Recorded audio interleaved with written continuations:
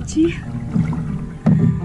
একটা অসাধারণ জায়গা, পুরুলিয়া খয়রাবেড়া ড্যাম, তার উপর দিয়ে এখন কাইকিং করছি। চারদিকে পাহাড়, ছোট ছোট টিলা, সাইলেন্স, জলের আওয়াজ, সো রিল্যাক্সিং।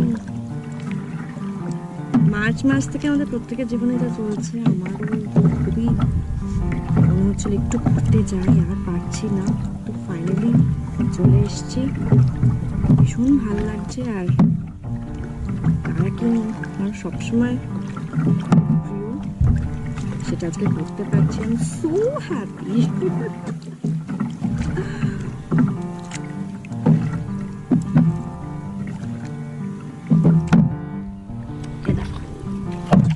চারদিকটা ছোট ছোট টিলা, ছোট ছোট পাহাড়, অসাধারণ।